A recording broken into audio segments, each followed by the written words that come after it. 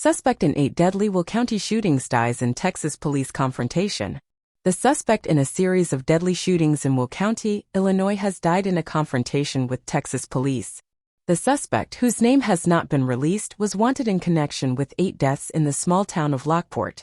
The shootings, which occurred over the course of several days, left the community in shock and fear. The victims, who ranged in age from 19 to 72, were found in various locations around the town, and authorities were initially unable to determine a motive for the killings.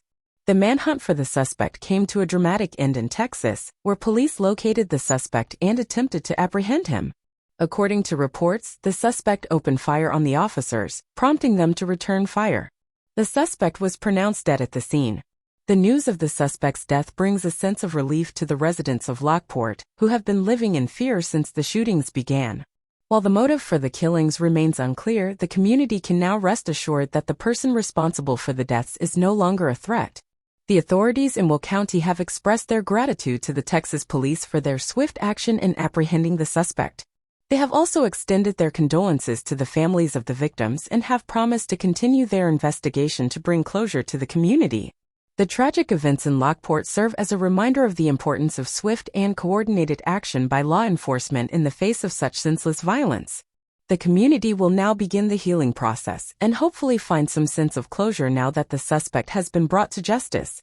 As the investigation into the motive for the shootings continues, the community will undoubtedly come together to support one another and honor the memories of those who lost their lives.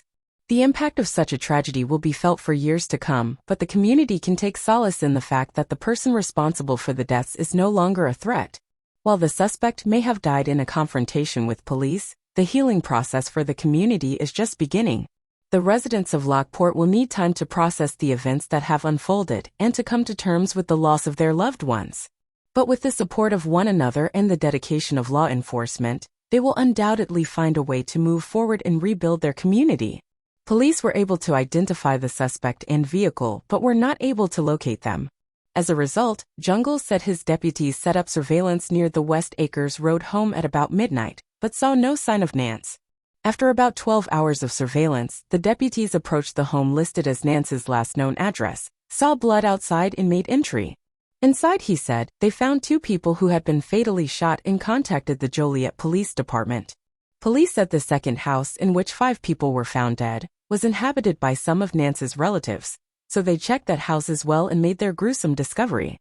"I've been a policeman for 29 years, and this is the worst crime scene I've ever been associated with," Joliet Chief Bill Evans said. Police said they do not believe Becaire is related to any of the victims discovered Monday, but is somehow connected to Nance. Police said Nance knew all of his victims. Nance is believed to have a criminal history, though police did not offer any further details. Curtis Ellis is the 42-year-old victim's neighbor. "My wife could have been out there taking groceries out of the car, just like this guy was taking water out of his car, and it doesn't seem like he even knew the guy," Ellis said. Police are asking anyone with information about the crimes to contact the Joliet Police Department.